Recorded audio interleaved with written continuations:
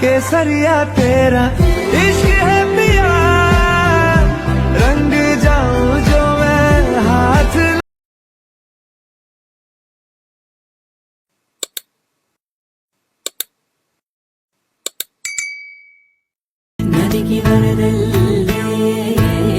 దీనిని గమనిస్తున్న మేనేజర్, నిన్న కాక మొన్న వచ్చిన ఈవిడకు ఇంత ఇంపార్టెన్స్ ఏమిటి, నన్ను కాదని ప్రాజెక్ట్ని ఆర్గనైజ్ చేయమని ఈవిడతో చెప్పడమేమిటి, ఇది నాకు అస్సలు నచ్చలేదు.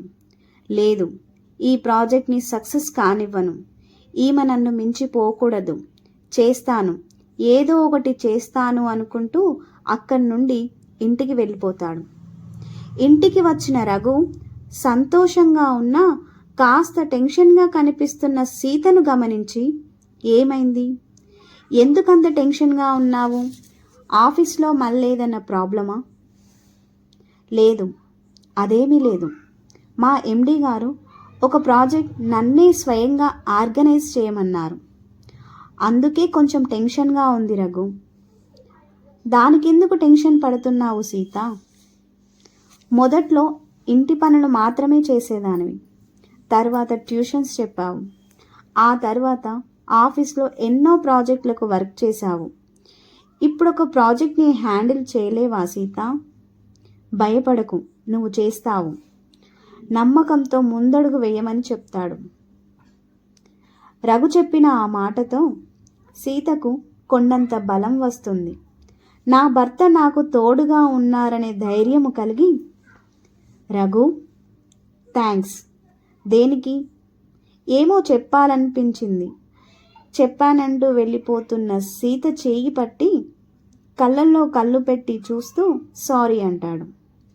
సారీ దేనికి అంటున్న సీతను చూస్తూ, నేనెప్పుడు నిన్ను తక్కువ చేయాలని అనుకోలేదు. పిల్లలు చిన్నవాళ్ళని, వాళ్ళను వదిలి ఇద్దరం బయటికి వెళ్తే ప్రేమానురాగాలు తెలియకుండా పెరుగుతారని ఇంటిని చూసుకో అన్నాను. వాళ్ళు కాస్త బుద్ధి జ్ఞానం వచ్చినా నువ్వు ఇంట్లోనే ఉంటున్నావు. ఇంట్లో ఖాళీగా ఉండటం వలన ఎవరు నిన్ను కేర్ చేయరు. అది కుటుంబమైనా సమాజమైనా అందరూ గౌరవించే స్థానంలో నువ్వు ఉండాలి. నీ చదువు తెలివి వృధా అయిపోకూడదనే నిన్నెప్పుడు కసురుకున్నాను. అలా అయినా నువ్వు ఏదో ఒకటి చేస్తావనుకున్నాను. నీ మీద ప్రేమ లేక కాదు. ప్రేమంటే ఎప్పుడు పడితే అప్పుడు చూపించేది కాదు, అది అవసరమైనప్పుడు మాత్రమే చూపించాలి. కష్టసుఖాలను కలిసి పంచుకుంటాను అని ప్రమాణం చేశాను అంటే దాని అర్థం నీ కలలను కూడా నిజం చేస్తానని పెళ్లికి ముందు అనుకుంటావు.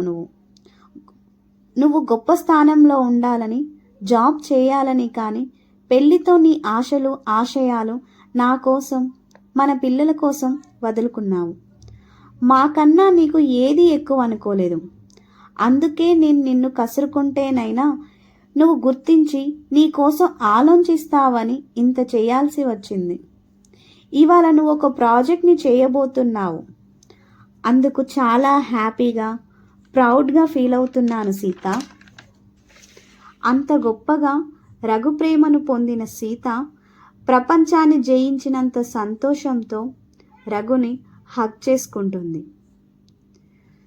రఘు మాటలకు ఇన్స్పైర్ అయిన సీత ప్రాజెక్ట్ని సక్సెస్ చేస్తుందా లేదా తెలుసుకోవాలంటే నెక్స్ట్ వీడియోలో చూడండి.